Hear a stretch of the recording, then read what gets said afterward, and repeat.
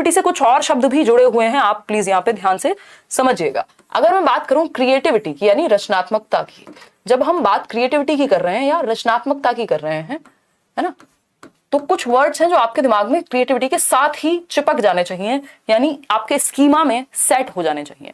Creativity मतलब आपको पता हो कि हमने अभी एक चीज लिखी थी, out of the box thinking, leak से हटके सोचना, है ना, बॉक्स से बाहर निकल के सोचना, जैसे सब सोच रहे हैं वैसे नहीं, कुछ नोवल सोचना, नोवेल्टी होगी यानी नयापन होगा, नवीनता पाई जाएगी, है ना, कॉपीड नहीं होगा, इमिटेटेड नहीं होगा, यानी नकल नहीं होगी इसमें सिर्फ, तो out of the box thinking, novelty हो गई।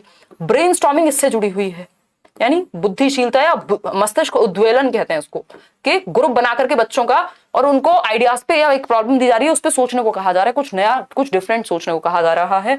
ब्रेनस्टॉर्मिंग दी किसने है, ऑसबर्न नाम के एक व्यक्ति थे, एलेक्स एफ ऑसबर्न। ठीक, इसके अलावा अगर हम बात करें लेटरल थिंकिंग, एक चीज है जो क्रिएटिविटी से जुड़ी हुई है।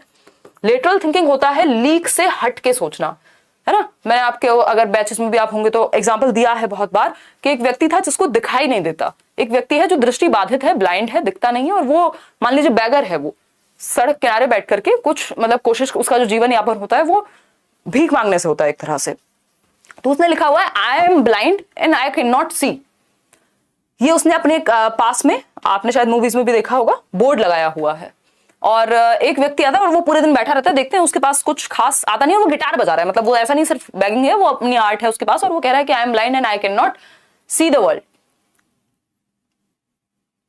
दूसरा व्यक्ति आता है कोई जाते हुए, उसने दिमाग लगाया, क्रिएटिविटी लगाई और इस बोर्ड पे लिख दिया I am blind I can't see में लिख दिया उसने मिटा करके कि today's day is very beautiful, और but I can't see, you can see it. तो अब क्या हुआ, नजरिया चेंज हो गया, ये लेटरल थिंकिंग हो गई, डिफरेंट सोच दिया, कुछ लीक से हटके। बात वही कही है कि भाई मुझे दिखाई नहीं देता और मैं नहीं देख सकता हूं, लेकिन अब क्या हुआ है कि दिन बहुत ब्यूटीफुल है, आप देख सकते हो, इसमें सामने वाले को खुशी हो जाएगी, कुछ नया कहने का तरीका हो गया। तो लेटरल थिंकिंग जो है ये एडवर्टीजमेंट में बहुत लगाते हैं लोग, आप देखते होंगे। तो लेटरल थिंकिंग मतलब ये भी क्रिएटिविटी से जुड़ी हुई है। डाइवर्जेंट थिंकिंग, अपसारी सोच, डाइवर्जेंट थिंकिंग अपसारी सोच, दिशाओं में सोचना, और कन्वर्जेंट थिंकिंग इसका जस्ट ऑपोजिट होती है, वो इंटेलिजेंस से जुड़ी हुई है। जेपी गिलफर्ड ने दिया है डाइवर्जेंट और कन्वर्जेंट को। तो ऐसी बहुत सारी बातें हो सकती हैं जो क्रिएटिविटी के अराउंड हो सकती हैं।